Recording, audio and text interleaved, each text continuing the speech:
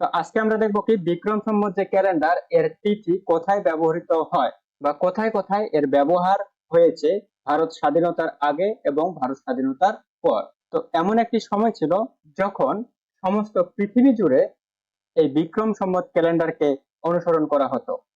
তো এই হচ্ছে বিক্রম সম্বত ক্যালেন্ডার।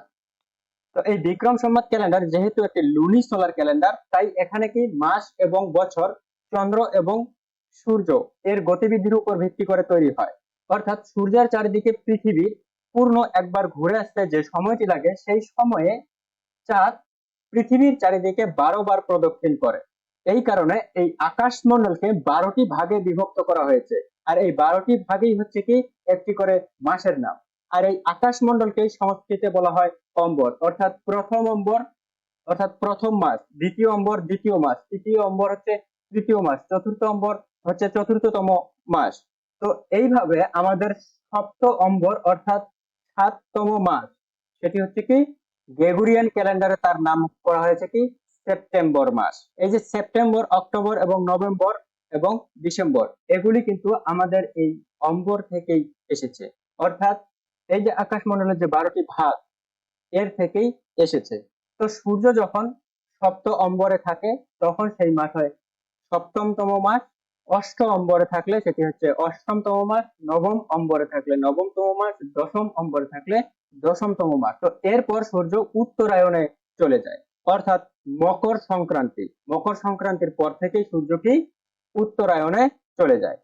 তো এইভাবেই সারা বিশ্ব জুড়ে এই বিক্রম সম্বত ক্যালেন্ডারকে অনুসরণ করা হতো। তো এই ক্যালেন্ডারের ব্যবহার আমাদের ভারতীয় সংবিধানের যে প্রথমতম পৃষ্ঠা, যাকে বলা হয় উদ্দেশিকা, ইংলিশে বলা হয় প্রিয়েম্বল, বাংলায় বলা হয় প্রস্তাবনা।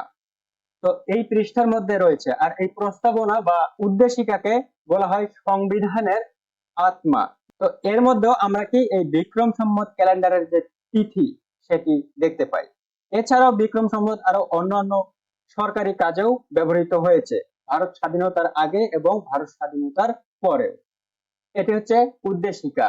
हम भारत के लोग भारत को एक संपूर्ण प्रभुत्व संपन्न समाजतांत्रिक पंथ निरपेक्ष लोकतंत्रात्मक गणराज्य बनाने के लिए तथा उसके समस्त नागरिकों को सामाजिक, आर्थिक और राजनैतिक न्याय, विचार, अभिव्यक्ति, विश्वास, धर्म और उपासना की स्वतंत्रता, प्रतिष्ठा और अवसर की समता प्राप्त करने के लिए तथा उन सब में व्यक्ति की गरिमा और राष्ट्र की एकता और अखंडता सुनिश्चित करने वालों बंधुता बढ़ाने के लिए दृढ़ संकल्प होकर अपनी इस संविधान सभा में आज तारीख 26 नवंबर 1949 ईस्वी मिति मार्गशीर्ष शुक्ल सप्तमी संवत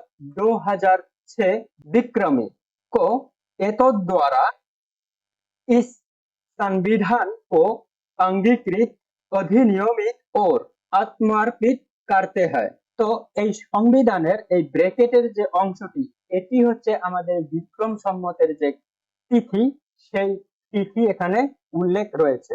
তো এছাড়াও বিক্রম সম্মতের যে তিথি, এটি অন্যান্য সরকারি কাজেও ব্যবহৃত হতো। তো এখানে কি দেওয়া রয়েছে কি মিতি মার্গশীর্ষ শুক্ল সপ্তমী, অর্থাৎ অগ্রহায়ণ মাসের শুক্ল পক্ষের সপ্তমী তিথিতে এই সংবিধানকে অঙ্গীকৃত করা হয়েছে বা একে গ্রহণ করা হয়েছে। তো সেই সন ছিল কি 2006 বিক্রমী। তো এই হচ্ছে এর প্রমাণ যে বিক্রম সম্বত ক্যালেন্ডারের যে তিথি কোথায় ব্যবহৃত হয়েছে। তো আমাদের ভারতের সংবিধানের প্রথম পৃষ্ঠা এবং আরো অন্যান্য পৃষ্ঠার মধ্যেও এর ব্যবহার আমরা দেখতে পাই। তো আজকে এই পর্যন্তই। Thanks for watching the video.